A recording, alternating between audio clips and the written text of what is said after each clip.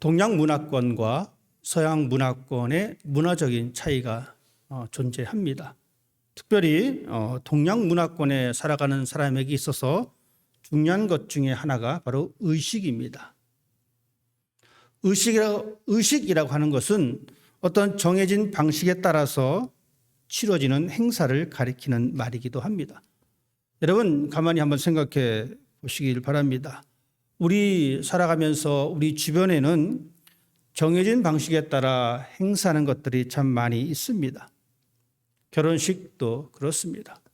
결혼식도 동양과 서양의 어떤 의식의 순서라든지 그 의미가 차이가 있습니다. 결혼 예식도 그렇고 여러분 요즘은 환갑은 잘 하지 않지만 환갑이나 고이 같은 그러한 잔치들 또 아이들의 돌잔치 여러분 이런 것들을 보면 거기에 의식들이 있습니다. 순서들이 존재합니다. 가끔가다 사극을 보면 어떻습니까? 결혼식 할 때 남자와 여자가 하는 그 순서들이 존재합니다. 특별히 이 동양 문화 속에는 이 제사 문화가 있습니다. 기독교인들은 제사를 지내지 않지만 그렇지 않은 사람들은 다 제사를 지냅니다. 제사를 지낼 때 여러분 아무렇게나 지내는 것이 아닙니다. 거기에 합당한 음식들이 있습니다. 그리고 순서가 있습니다. 즉 음식을 어느 곳에 배치하느냐가 또 달라져 있습니다. 음식의 종류가 있고 음식을 배치하는 그 순서가 있습니다. 요즘은 열대 과일이 그 제사상에 올라온다라고 이야기합니다. 전통적으로 제사를 지내는 사람 입장에서 보면은 상상할 수 없는 일이기도 하기도 합니다. 하지만 그런 현상들이 일어납니다. 그리고 제사를 지내는 시간도 있습니다. 제가 어렸을 적 친구들의 이야기를 들어보면 제사를 지내려고 밤새 기다립니다. 그리고 밤 12시에 제사를 지내고 그 다음날 학교 와서 이제 꾸벅꾸벅 졸거나 자고 있습니다. 그럼 묻습니다. 너 밤에 무슨 일이 있었냐? 밤에 제사 지냈다는 거예요. 그런데 시간이 흘러서 요즘 어떻습니까? 제사를 밤 12시에 웬만하면 드리지 않습니다. 초저녁에 일찍 제사를 지낸다라고 이야기를 합니다. 어쨌든 그런 의식들이 있습니다. 그런데 이런 의식들이 점점 간소화되고 때로는 점점 화려해지고 있는 것을 보게 됩니다. 특별히 요즘은 인터넷이 발달이 되다 보니까 모든 것이 잘 공개가 됩니다. 그래서 사진을 찍거나 영상을 찍어서 그 위에 올립니다. 그런데 가만히 보면 정말 화려합니다. 결혼식이라고 하는 이 의식도 돌잔치라고 하는 그것도 점점 화려해지는 것을 볼 수가 있습니다.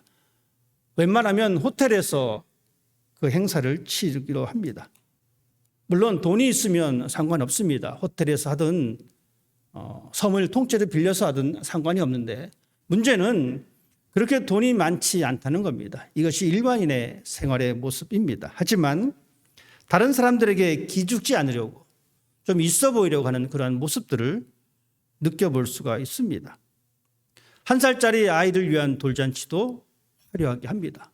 그리고 그것을 자랑스럽게 SNS에 올리는 사람을 볼 수가 있습니다. 그러다 보니까 돈이 없어서 결혼을 못하겠다, 돈이 없어서 돌잔치를 못하겠다라는 소리가 나오는 것 같습니다. 두 사람이 사랑해서 하는 그 결혼의 의미도 아이가 촛돌을 맞이한 그 의미도 모든 의미는 사라져버리고 어떻게 하면 다른 사람에게 잘 보일까? 좀 있어 보일까? 라고 하는 그런 마음만 남아있는 것 같습니다. 사자성어, 이 사자성어에 허례허식이라는 단어가 있습니다. 이 허례허식은 우리가 알다시피 어떤 의식을 진행함에 있어서 겉으로만 꾸미고 번들하게 보여지는 그런 일을 나타내는 말입니다. 중국 구비록이라고 하는 책에 처음 등장한 단어입니다. 그 당시에 사회에는 실속이 없고 거칠에만 집중하는 사람들을 비판하고자 하는 의미에서 이 허례허식이라고 하는 단어를 사용했습니다. 그렇다 보니까 의식을 치르는 목적은 다 사라져버리고 어떻게 하면 그 의식을 남보기에 좋게 치르느냐, 이것만 남겨져 있습니다. 의식이라고 하는 것은 그 행동이나 그 행위를 통해서 그 의미를 되새기는 겁니다. 그런데 사람들은 이 의식을 통해서 본래의 의미를 찾기보다는 내가 얼마만큼 그 의식을 화려하게 했느냐, 남들이 보았을 때에 부럽다라고 할 그 평가를 받았느냐에 관심을 더 가지게 되었습니다. 의식이라고 하는 것은 본래는 뭔가를 담아야 하는 이 그릇과 같은 것입니다. 그런데 사람들은 이 그릇을 꾸미고 이 그릇에 더 관심을 많이 두게 됩니다. 여러분, 금으로 그릇을 만들었다라고 해서 그 안에 담기는 것이 금이 되는 것이 아닙니다. 그런데 사람들은 그릇에 담긴 것에 관심을 두기보다는 그 그릇 자체에 커다란 의미를 두고 있습니다. 그러다 보니까 내 그릇이 얼마나 큰 그릇이냐, 내 그릇이 얼마나 더 화려하냐라는 것에 초점이 맞춰 있습니다. 이 의식이 중요한 것은 교회에서도 마찬가지입니다. 교회에도 여러분 의식이 있습니다. 세례식도 있고 오늘 우리가 할 성찬식도 교회에서 하는 의식입니다. 임직식도 있습니다. 우리가 드리는 이 예배 자체가 의식입니다. 여러분, 세례 의식을 한다라고 해서 우리가 천국으로 바로 곧장 올라가는 것이 아닙니다. 성찬 예식이 있습니다. 이 성찬 예식을 한다라고 해서 우리가 거룩해지는 것은 아닙니다. 예배에 참여한다고 해서 오늘 내 숙제 끝냈다라고 생각해서도 안 됩니다. 이 예배라고 하는 이 의식을 통해서 이 의식을 참여하는 것이 하나님을 믿는 것이다라고 단정 지을 수도 없습니다.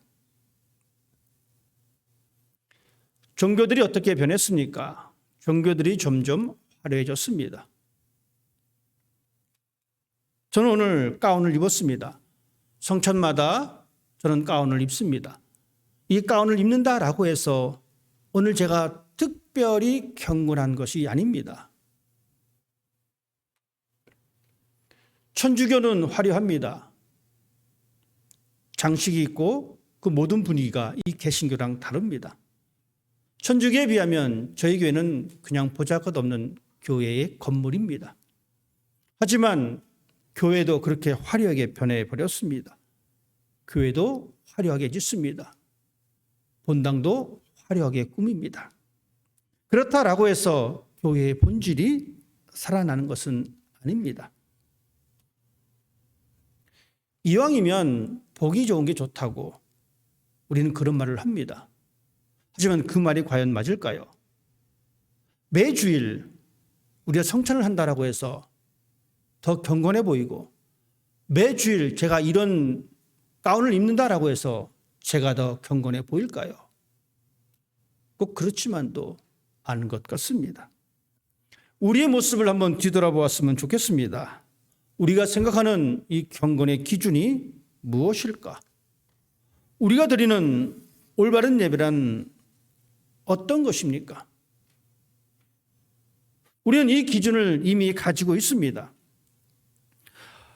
어떤 예배가 참 바른 예배인지 우리는 그 기준을 가지고 있습니다. 그리고 교회를 나올 때에 어떤 옷을 입어야 될지, 교회에서 아이들이 떠들면 안 된다라고 하는 그 기준을 우리가 가지고 있습니다. 그리고 헌금을 할 때도 깨끗한 돈으로 헌금을 해야지 좀 더 신앙이 있는 것 같아 보입니다. 물론 우리 어른 세대들의 신앙은 그랬습니다. 구겨진 돈이라도 있으면 그것을 다림쥐로 꼭 펴서 깨끗한 돈을 드렸습니다. 그리고 은행에 가서 새 돈으로 바꿔서 헌금을 드렸던 세대이기도 합니다. 예배 드릴 때도 마찬가지입니다. 우리는 예배할 때 행동도 의식적으로 규정하고 있습니다. 기도할 때는 눈을 꼭 감아야 된다든지. 여러분, 기도할 때 눈 뜨면 어떻게 됩니까? 눈 떠도 상관없습니다. 하나님이 눈 떴다고 그 기도 안 듣는 것이 아닙니다. 하지만 우리는 기도할 때 눈 감고 기도합니다. 그리고 두 손을 모으고 기도합니다. 예배당에 앉을 때도 다리를 꼬고 앉는 것은 불경스러운 모습이라고 판단해 버립니다. 강대상에 올라와서 저 의자에 앉을 때도 저 목사가 어떻게 앉나 그것을 살펴보는 사람이 있습니다. 먼저 무릎 꿇고 기도하는지 아니면 기도도 안 하고 그냥 앉아버리는지. 우리는 이미 그렇게 판단해 버립니다. 그리고 그것이 우리의 신앙의 전통이라고 생각할 때가 있습니다. 그런 자세를 취해야지만이 하나님 앞에 최대한 정성을 드린다라고 우리는 그렇게 스스로 규정을 해버립니다. 그리고 그 기준에 맞지 않으면 다른 사람을 판단하기도 합니다. 그리고 내가 그 기준에 맞으면 스스로 생각하기를 나는 그래도 믿음이 있는 사람이야 라고 스스로 만족해 합니다. 그러다 보니까 어떤 일이 발생하게 되냐면 우리 중 누군가가 큰 사고를 갑자기 당했습니다. 그런데 이 사고를 당한 사람이 가만히 보니까 교회를 자주 빠지는 사람입니다. 그러니 이렇게 말합니다. 그 사람 주일날 교회에 빠져서 사고가 난 거야. 저 사람 헌금 생활도 안 하고 봉사도 안 하고 그래서 하나님께서 다 뺏어간 거야. 여러분, 이런 말을 듣다 보면 우리는 점점 더 우리의 형식에 관심을 둘 수밖에 없습니다. 의식적인 것에만 집중할 수밖에 없습니다. 그런 형식과 의식에만 집중하다 보면 그 사람의 마음의 중심은 중요하지 않게 되어버렸습니다. 오직 다른 사람의 눈에 내가 어떻게 보일까? 다른 사람 눈에 내가 어떻게 앉아 있어야지만이 경건한 사람처럼 보일까? 라는 것에 관심이 있다는 겁니다. 그러니 교회에 나오긴 나오는데 별로 기쁨이 없습니다. 왜냐하면 어쩔 수 없이 해야 되는 것이 되어버렸기 때문에 그렇습니다. 헌금을 드려도 헌금을 안 드리자니 교회에서 약간 찍힐 것 같고 헌금을 드리자니 드린 헌금이 아깝습니다. 여러분, 그렇게 되면 어떻습니까? 과연 그것이 과연 하나님께서 기뻐하는 모습일까? 우리는 다시 한번 생각해 보아야 합니다. 하지만 여러분, 오해가 없기를 바랍니다. 예배 출석을 내 기분 따라 대충 해도 된다는 이야기가 아닙니다. 헌금을 하지 않아도 된다라고 하는 이야기가 아닙니다. 예배 드릴 때, 하나님 앞에 드릴 때에 내 마음이 어느 곳에 있느냐, 이것이 정말 중요한 것입니다. 내가 헌금을 드릴 때 내가 어떤 마음을 가지고 예물을 드리느냐. 물론 깨끗한 옷을 입고 교회에 오는 것 중요합니다. 헌금을 미리 준비해서 기도하는 마음으로 준비하고 하나님께 드리는 것 중요합니다. 우리가 교회에 나와서 경건한 모습으로 예배 드리는 것 정말 중요합니다. 하지만 그런 것들의 행동이, 그런 의식들이 나의 열심이나 나의 신앙을 표현하지 못합니다. 단지 이 시대가 요구하는 하나의 모습일 뿐입니다. 이것은 시대가 바뀌면 변할 수밖에 없습니다. 처음 기독교가 시작되었을 때에, 예배 드릴 때에 목회자가 말씀을 선포하면 회중들은 다 일어섰습니다. 하나님의 말씀을 듣는데 우리가 어떻게 감히 앉아서 듣느냐라고 하는 것입니다. 자, 다음 주부터 설교 시간에 여러분 다 일어서서 듣겠습니다. 그래야지만이 여러분의 믿음이 있는 겁니다 라고 이야기를 한다면 여러분 어떻게 생각하시겠습니까? 뭐 말도 안 되는 소리냐라고 할 것입니다. 하지만 그때는 그랬습니다. 그래서 1시간이고 2시간이건 말씀이 선포될 때 회중들은 다 일어서서 하나님의 말씀을 들었습니다. 변합니다. 중요한 것은 우리의 신앙의 모습에 얼마만큼 내 마음속에 하나님이 담겨져 있느냐. 예배드리는 이 순간에 내 마음속에 얼마만큼 하나님에 대한 은혜가, 하나님에 대한 감사가 내 마음속에 있느냐 하는 것입니다. 이것이 중요한 포인트입니다. 그릇이 음식을 결정하지 못합니다. 그릇은 그냥 그릇일 뿐입니다. 짜장면을 먹던 그릇에 짬뽕을 담는다라고 해서 그 음식이 짬뽕에서 짜장면으로 변하는 것이 아닙니다. 중요한 것은 그릇입니다. 우리의 의식적인 모든 행동들이 우리의 신앙을 전부 보여줄 수 없습니다. 결코 하나님을 대신할 수가 없습니다. 물론 이왕이면 깨끗한 그릇이면 좋습니다. 그렇다고 깨끗한 그릇만 찾겠다고 그 안에 담겨야 할 음식에 관심이 없다면 여러분 어떻게 됩니까? 결국 배고플 수밖에 없습니다. 배고픈 사람에게 필요한 것은 그릇이 아니라 음식입니다. 음식이 그 사람의 생명을 살리는 것이지 그릇이 그 사람의 생명을 살릴 수는 없습니다. 제가 어릴 적 저희 동네에 거지가 있었습니다. 물론 요즘도 노숙자라고 하는 좋은 표현을 쓰지만 저 어릴 적 당시에는 거지들이 참 많았습니다. 특별히 저희 동네에 기욱이라고 하는 이 거지가 있었습니다. 이 사람 본명이 정확히 무엇인지 모르겠지만 왜 기욱이냐라고 했더니만 이 집 저 집 기웃거린다라고 해서 기욱이라고 이름을 지었습니다. 저희 집에 자주 왔습니다. 저희 집이 사택이다 보니까 정말 배고프면 먹을 것이 떨어지면 저희 집에 옵니다. 올 때마다 저희 어머니께서 그 그릇에 밥이랑 반찬이랑 같이 담아줬습니다. 그릇 여러 개를 들고 온 것이 아니라 그릇 하나만 들고 다닙니다. 숟가락 하나랑 그릇 하나입니다. 저희 집 오면 그 그릇에 밥이랑 반찬이랑 담아줍니다. 이 사람은 항상 이 그릇을 가지고 다녔습니다. 제가 보았을 때, 어린 눈인 제가 보았을 때 그 그릇은 정말 보잘것없는 그릇이었습니다. 하지만 이 사람은 개의치 않았습니다. 왜냐하면 그 그릇에 음식을 담을 수 있기 때문에. 그릇이 정말 중요했던 것은 자기의 생명을 연장시키는 그 음식이 그 안에 담겨져 있기 때문에 그렇습니다. 제가 봐도 더러운 그릇입니다. 하지만 그 사람은 그릇이 중요한 것이 아니라 음식이 중요했던 사람입니다. 우리들은 이 시간 하나님 앞에 예배드립니다. 예배라고 하는 이 의식을 통해서 하나님을 부르고 하나님께 경배합니다. 그렇지만 마음은 이미 멀리 떠나 있다라고 오늘 본문에 예수님께서 말씀하고 계십니다. 의식에 참여하고 입술로 하나님을 불렀지만 하나님과 멀리 떨어져 있다라고 경고하고 있습니다. 심각한 사건입니다. 이 시간 우리의 편리함을 포기하고 이 자리에 나왔습니다. 그냥 집에서 TV를 보거나 유튜브를 보거나 잠을 잘 수 있습니다.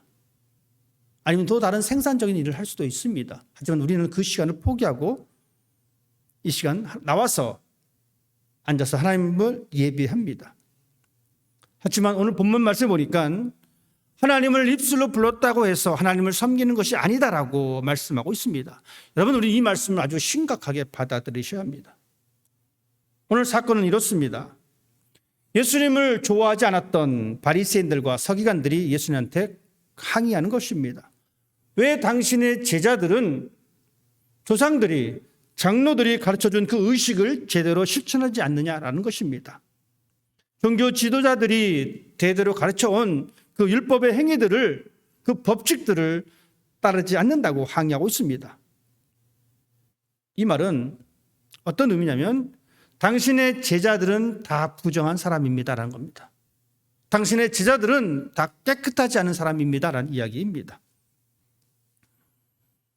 제자들이 하지 못했던 것은 이겁니다. 손을 안 씻고 음식을 먹은 행위입니다. 하지만 교회의 전통, 교회의 의식은 손을 씻고 음식을 먹는 것이었습니다. 왜 그렇게 시작됐냐면 손을 씻는 행위가 더러움을 씻어내는 행위로 받아들였습니다. 손을 씻어내는 행위가 하나님 앞에서 부정한 것을 씻어낸다라고 해석을 했습니다. 그래서 그들은 손을 씻고 음식을 먹었습니다. 손을 씻는 그 행위 자체가 바로 정결입니다. 기도할 때도 손을 씻고 기도해야만 했습니다. 여러분 손 씻고 기도하셨습니까? 손 안 씻고 기도하면 하나님이 듣지 않으십니다. 라고 하는 결론입니다. 손을 씻고 기도해야만 하나님이 그 기도를 받는다라고 생각했습니다. 손을 씻지 않고 하는 모든 것은 더러운 것으로 생각했고, 따라서 손을 씻지 않고 음식을 먹으면 그 음식이 더러운 음식이 되어서 그 자신도 더러워진다라고 생각했습니다.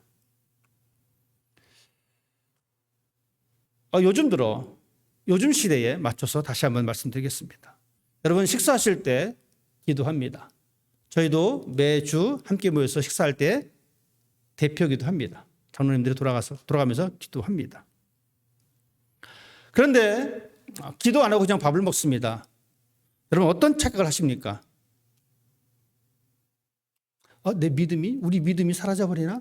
이런 착각할 때가 있습니다. 이것이 바로 예수님께서 말씀하셨던 부분과 일치되는 부분입니다. 구약 성경으로 돌아가 보겠습니다. 하나님께서는 이스라엘 백성들에게 제사를 요구하셨습니다. 그런데 제사를 할 때 필요한 것은 짐승을 잡는 의식입니다. 하나님은 짐승을 잡는 그 의식 자체를 요구한 것이 아닙니다. 그 의식을 통해서, 즉 짐승을 잡아서 죽이고 피를 내는 그 과정을 통해서 사람의 죄가 짐승에게 넘어가고 짐승의 죽음이, 즉 사람의 그런 죽음과 같은 그런 과정을 통해서 하나님의 은혜를 구한다라고 하는 하나님의 은혜와 자비를 알려주는 의미였습니다. 그런데 시간이 흐를수록 사람들은 그런 하나님의 은혜와 자비를 생각하기 이전에 내가 얼마만큼 이 제사를 드리느냐에 관심이 더 많습니다.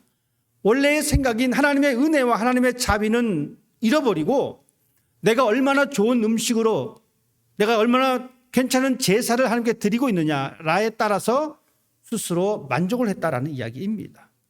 그러다 보니까 하나님의 은혜는 저기 멀리 사라져 버렸고 자신의 행동에 더 주안점을 두게 되었습니다.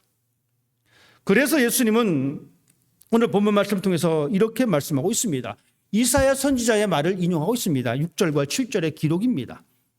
이 백성이 입술로는 나를 공경하되 마음은 내게서 멀도다. 사람의 계명으로 교훈을 삼아 가르치니 나를 헛되이 경배하는도다. 이렇습니다. 주구장창 제사를 드렸습니다. 양을 잡고 소를 잡고 자신이 위치를 드러내면서 그 제사를 드렸는데 하나님은 말씀하십니다. 이 백성이 입술로 나를 공경하지만 마음은 내게서 멀도다. 사람의 계명으로 교훈을 삼아 가르치니 나를 헛되이 경배하는도다.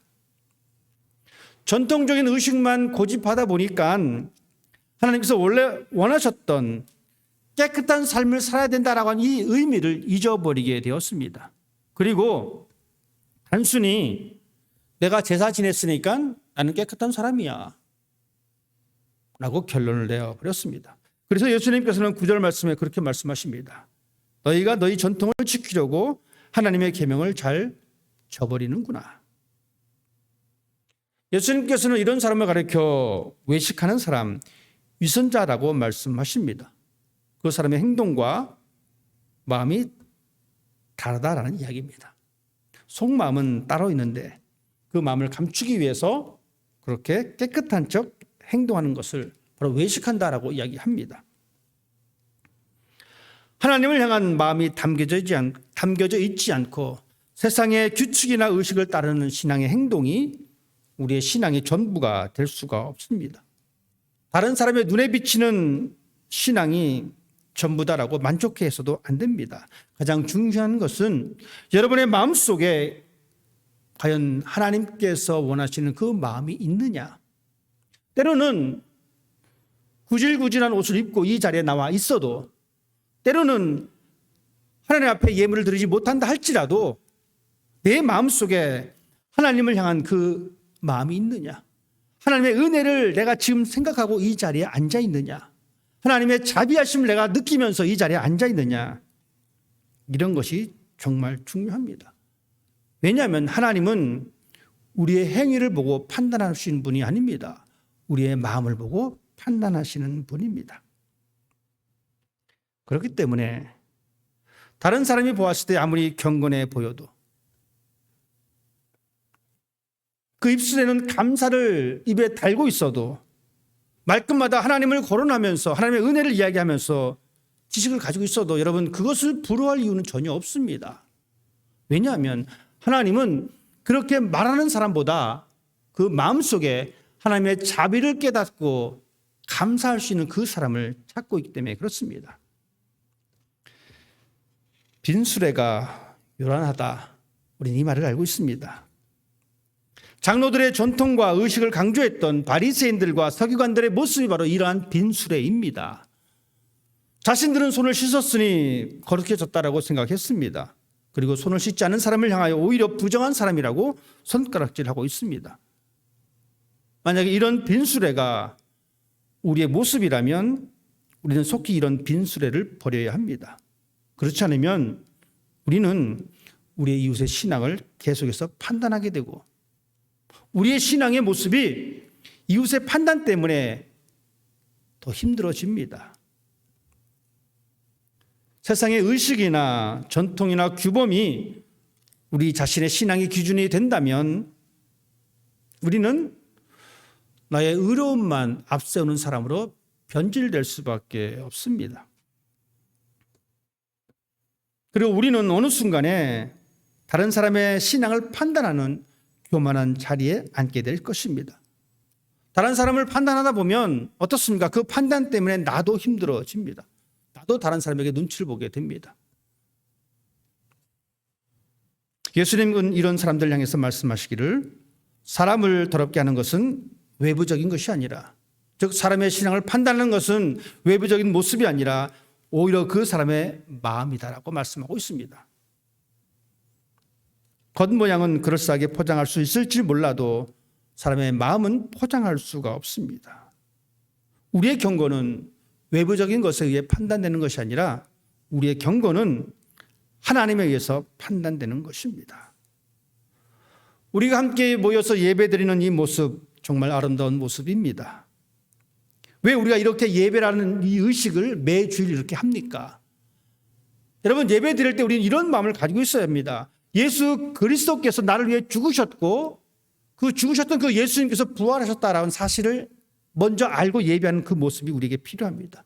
이것이 우리가 예배 드리는 목적이기도 합니다. 이런 예배가 우리의 예배가 되어질 때에 그 예배가 바로 하나님께서 기뻐하시는 예배가 되는 것입니다. 단순히 이 시간 내가 이 자리에 앉아 있었어 라고 해서 하나님이 기뻐하는 것이 아니라 내 중심에 하나님께서 나를 위해 죽으시고 나에게 영원한 생명을 주신 그 부활의 기쁨을 그 감격을 가지고 있을 때에 그 예배가 아름다운 예배이며 하나님께서 기뻐하시는 예배의 모습입니다. 우리 모두가 이런 예배를 이런 모습을 갖기를 바랍니다.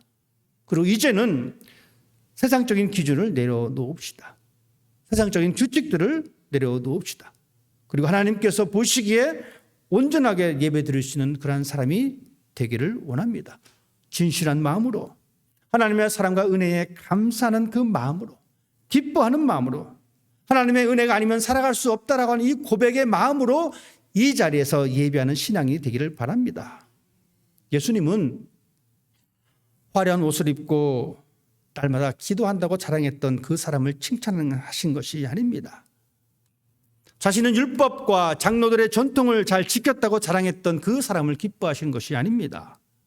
오히려 자신의 연약함을 알고 진실한 마음으로 하나님의 은혜를 간구했던 그 사람을 칭찬하고 기뻐하셨습니다. 비록 우리가 드리는 이 예배가 아주 적은 모임이라 할지라도 우리 모두의 마음의 중심에 하나님을 담고 하나님의 은혜를 가슴에 담고 하나님의 자비하심을 바라는 그 마음으로 드리는 예배라면 수많은 사람들이 모여서 드리는 예배보다 하나님께서 더 기뻐하실 것입니다. 우리 모두가 그 아름다운 주인공이 되기를 원합니다. 우리의 신앙의 절대 기준은 오직 하나님입니다. 하나님 때문에 여러분 봉사하십시다. 하나님의 사랑 때문에 다른 사람을 사랑하십시다. 하나님의 사랑 때문에 희생하는 성숙한 신앙이 되십시다. 우리 입술과 우리의 마음이 하나가 되어서 하나님을 예배하는 사람이 될 수 있기를 바랍니다. 우리 주님은 그런 사람을 찾고 계십니다. 여러분이 그런 사람이 되십시오. 기도하겠습니다.